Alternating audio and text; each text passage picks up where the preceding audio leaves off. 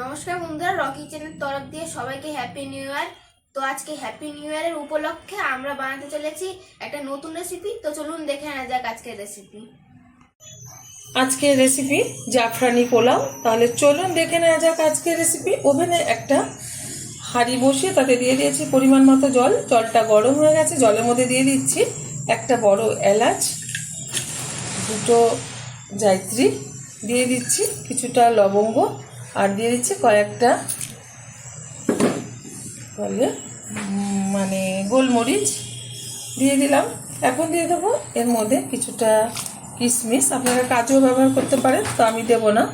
দিয়ে দিচ্ছি মটরশুঁটি,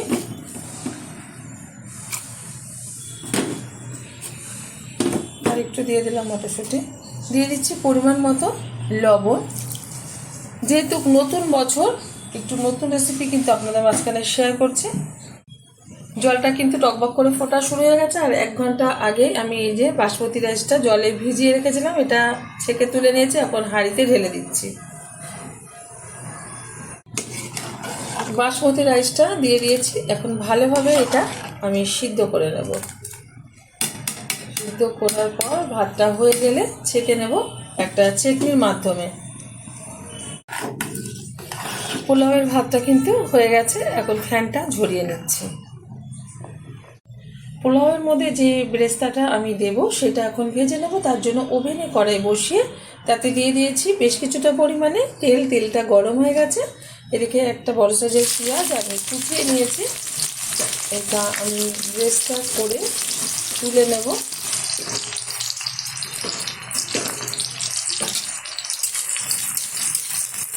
নেড়ে চেড়ে ভালোভাবে ব্রাউন কালার আসা অবধি এটা ভাজতে হবে, তারপরে কিন্তু তুলে নেবো একটা পাত্রে। পোলাওটা একটা গামলার মধ্যে এবার আমি সাজিয়ে নেব। দিয়ে দিচ্ছি প্রথম লেয়ার ভাতটা, অল্প অল্প করে সাজাবো। একটু ছড়িয়ে দিচ্ছি, দিয়ে দিচ্ছি বেরেস্তা, দিয়ে দেবো একটু ভেজে রাখা যে বেরেস্তার তেল সেটা তুলে রেখেছিলাম, সেটা দিয়ে দিচ্ছি। দিয়ে দেবো সামান্য পরিমাণে, যেহেতু পোলাও একটু মিষ্টি মিষ্টি, পোলাও অনেকে খেতে পছন্দ করে, যারা মিষ্টিটা খেতে পছন্দ করে না তারা দেবেন না। দিয়ে দিচ্ছি একটু এই যে গোলাপ জলের মধ্যে একটু জাফরান ভিজিয়ে রেখেছিলাম, এটা একটু ছড়িয়ে ছড়িয়ে দিচ্ছি যাতে সুন্দরভাবে কালারটা আসে। দিয়ে দেব একটু মিঠা আতর, খুব অল্প পরিমাণে। আবারও দিয়ে দেব আমি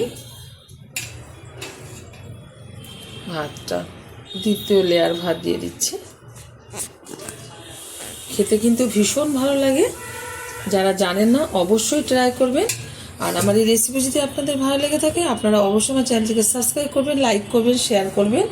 আর ঠিক যেরকমভাবে দেখাচ্ছি আজকে পোলাওটা, এরকমভাবে একবার পোলাও বানিয়ে খেয়ে দেবেন, আশা করি ভীষণ ভালো লাগবে। এটা হচ্ছে জাফরানি পোলাও, এটা কালারের জন্য জাফরানি বলা হয়েছে। দিয়ে দিচ্ছি চিনি, দিয়ে দিলাম। এবার দিয়ে দেব তেল। এখানে কিন্তু আপনারা যেহেতু পোলাও ঘিও ব্যবহার করতে পারেন, তো আমি ঘিটা ব্যবহার করলাম না। দিয়ে দিচ্ছি এখানে মিঠা আতর, ফ্লেভারটা ভালো আসার জন্য আমি এটা ব্যবহার করছি। দিয়ে দিচ্ছি এখানে যে ফুড কালার দিয়ে যে রেখেছিলাম, পুরোটা দিয়ে দিলাম। এখন দিয়ে দেবো এর মধ্যে এবার তৃতীয় লেয়ার ভাত।